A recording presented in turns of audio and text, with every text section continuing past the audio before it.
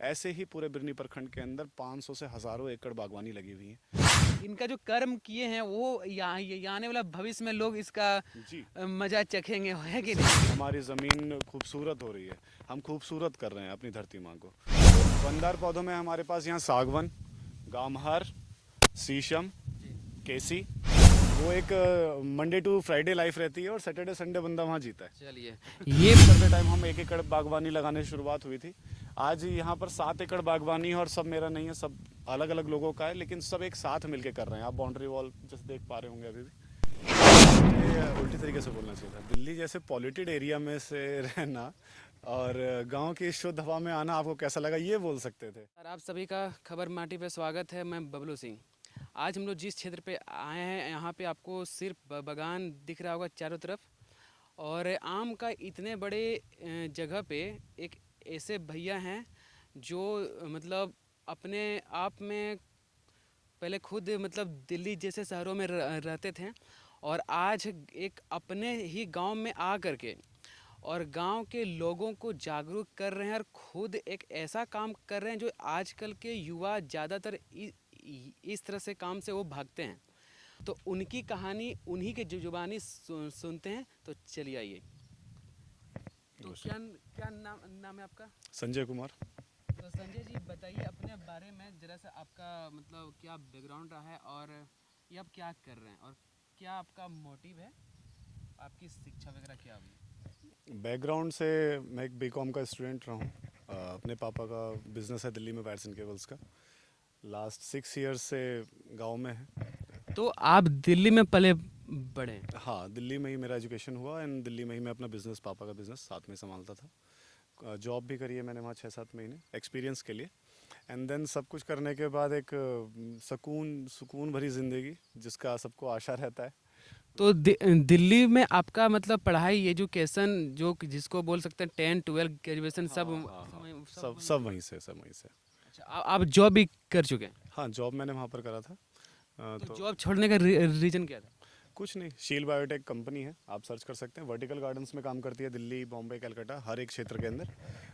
Vertical gardens मतलब दीवारों पे पौधे लगाना। जब हमारे देश में इतनी ज़मीन खाली है तो हम दीवारों पे पौधे लगा रहे हैं दिल्ली, बॉम्बे, कलकत्ता में। तो एक वो मोटिवेशन रहा था मेरे लिए, जो आप बोल सकते हैं कि गाँव आने का एक रीज़न रहा कि हम दिल्ली ऐसे शहर में, उधर घूम के बोल। दिल्ली ऐसे शहर में और दीवारों पे पौधे लगा रहे हैं, हॉस्पिटल्स के बाहर लगा रहे हैं। लेकिन मुझे लगता है कहीं ना कहीं हमारे राज्यों में अभी भी बहुत जगह खाली पड़ी है जहाँ हम पौधे लगा सकते हैं। तो दिल्ली से आप कब कब आए अपने यहाँ पे? दिल्ली से मैं यहाँ पर आया था 10 अप्रैल 2018। अच्छा डेट तक आपको याद है? बिल्कुल याद है, डेट तक याद है मुझे आज तक। तो दिल्ली जैसे चकाचौंध शहरों में रहने के बाद ये गांव की आबो हवा आपको कैसे आई, मतलब पसंद आई? आपको तो ये उल्टी तरीके से बोलना चाहिए था। दिल्ली जैसे पॉल्यूटेड एरिया में से रहना और गांव की शुद्ध हवा में आना आपको कैसा लगा, ये बोल सकते थे।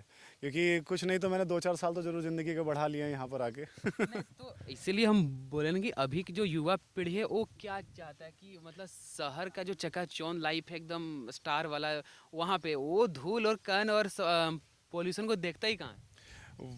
धूल पॉल्यूशन वो देख नहीं रहे हैं, लेकिन कहीं ना कहीं उनकी डेली ज़िंदगी में वो फेस कर रहे हैं। उसको फेस करने का आप जो दिल्ली, मुंबई, कलकत्ता में रह रहे हैं लोग, वो जानते भी हैं, भरपूर जान रहे हैं कि उनको क्या परेशानियां डेली फेस करनी पड़ती हैं। जॉब लाइफ है, सुबह गाड़ी 6 बजे बैठ जाना है, शाम को वापसी आना है। वो एक मंडे टू फ्राइडे लाइफ रहती है और सैटरडे संडे बंदा वहाँ जीता है। चलिए आप वहाँ का लाइफ को छोड़ कर यहाँ पे आने का मकसद क्या है, मेन मकसद बताइए, मोटिव क्या है? नाम कमाना, अच्छा। मूर्ति लगवाना चाहते हैं अपनी। अच्छा मतलब अपने नाम कमाना चाहते हैं, गांव में मूर्ति लगाना चाहते हैं। बिल्कुल। तो ऐसा क्या कर रहे हैं, ऐसा क्या करना चाहते हैं गांव के लिए ताकि आपके गांव के लोग आपको इतना आइडियल माने? शुरुआत कहीं ना कहीं छोटे से ही होती है। तो मेरी शुरुआत हुई थी एक छोटा सा वर्मी कंपोस्ट फार्म तैयार करके। जी। 2018 में मई के अंदर मैंने स्टार्ट करा था, देवकी जैविक कृषि केंद्र। आप सब देख सकते हैं, चैनल भी है और उसमें काफ़ी कुछ काम करा है हमने। तो वहाँ पर से मेरी शुरुआत हुई, छोटी सी शुरुआत 10 बेड के साथ वर्मी कंपोस्ट यूनिट के। और साथ ही में नर्सरीज़ लगाना, मतलब वो काम खेती बाड़ी रिलेटेड काम करना, चाहे वो धनिया लगाने से भिंडी लगाने तक, कुछ भी करने से हो। मैं एक आइडल ये बोल सकता हूँ कि फ़र्स्ट क्रॉप मैंने अपने घर में लगाया था मटर का। बहुत अच्छा क्रॉप था हमारा।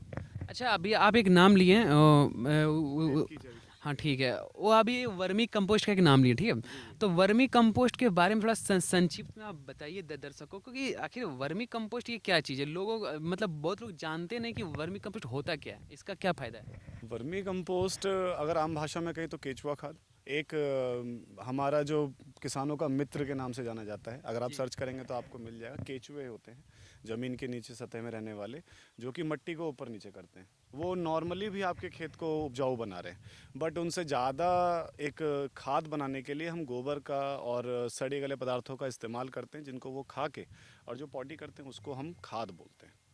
तो उसका इस्तेमाल हम आज के टाइम पे अपनी खेती में, बागवानी में, नर्सरीज़ में हर जगह कर रहे हैं, और उससे हमारी उपज भी बढ़ रही है और सेहत भी।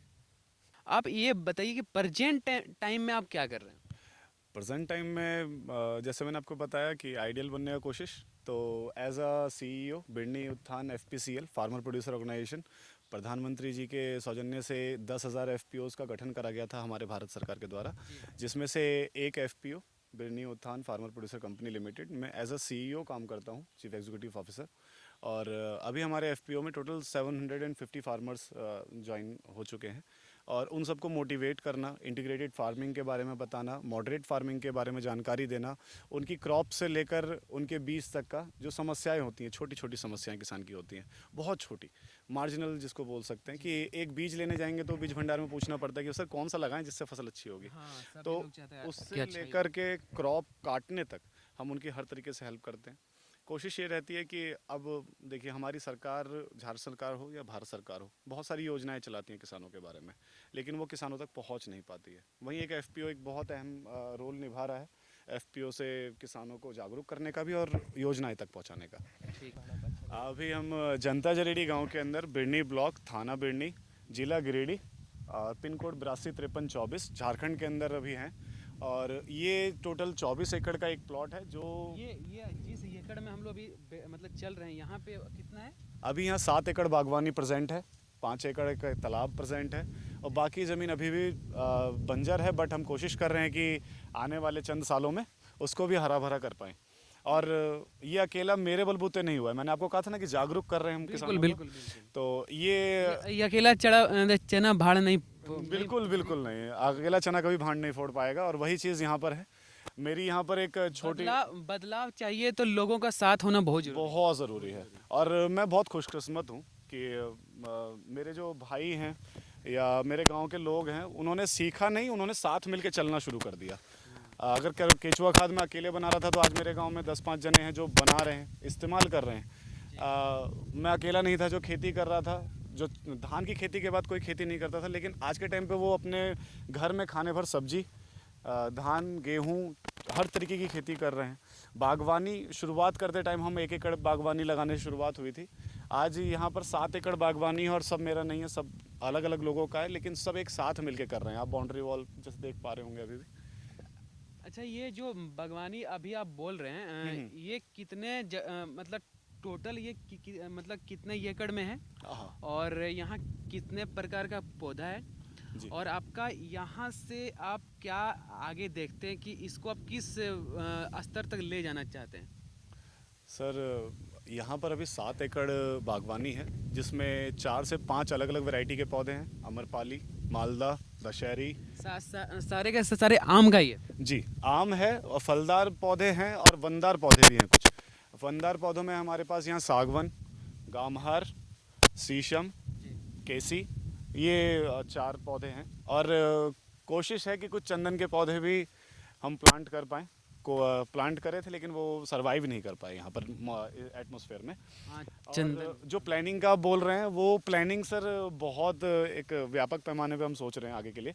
लाइक मैं यहाँ 7 एकड़ कर रहा हूँ, लेकिन हमारे पूरे बिरनी प्रखंड में, जैसे हमने बताया, 750 किसान हैं, और सभी किसान को हम मोटिवेट कर रहे हैं कि आप बागवानी लगाइए।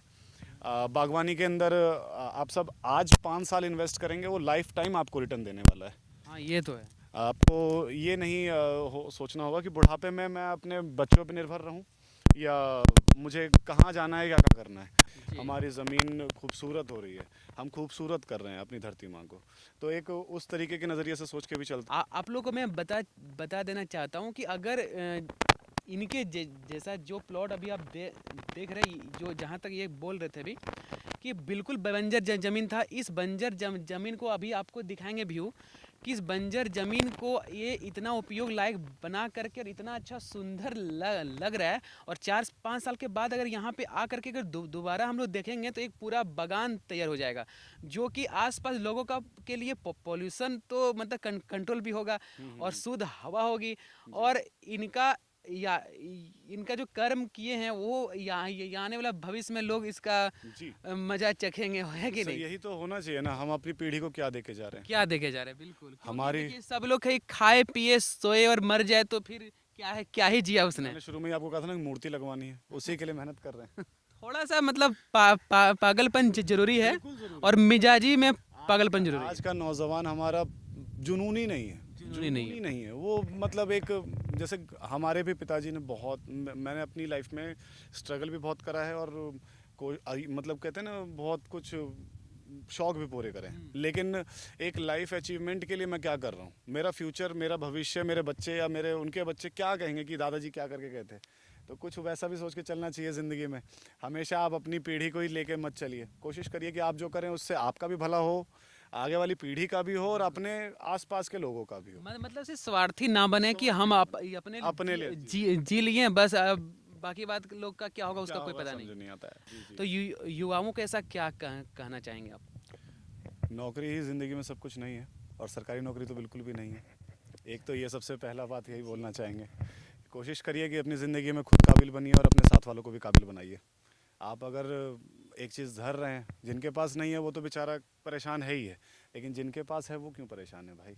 आपके पास तो सबसे बड़ा धन है, उस धन को इस्तेमाल करिए और कोशिश करिए कि अपने साथ वाले लोगों को भी ऊंचाइयों तक पहुंचाएं। धन्यवाद जी, आपका बहुत बहुत तहे दिल से धन्यवाद। और जैसा कि इनका कहना है कि सिर्फ युवा लोग मतलब जॉब के पीछे ही ना रहें। ठीक है, जॉब के लिए आप तैयारी करें, मिलता है तो ठीक है, नहीं मिलता है तो आत्मनिर्भर आप बने, ठीक है। क्योंकि मोदी जी का कहना है कि आत्मनिर्भर भारत तभी बनेगा जब तक हम स्वयं के लिए अपने से कुछ कदम बढ़ाएंगे, ठीक है। क्योंकि जॉब तो सिर्फ दूसरों के पर ही निर्भर हो करके किया जा सकता है। अगर हम अपना काम करते हैं तो आसपास लोगों के लिए भला भी होगा और खुद का भी भला होगा। मिलते हैं हम लोग किसी और बात को लेकर, तब तक के लिए जय हिंद।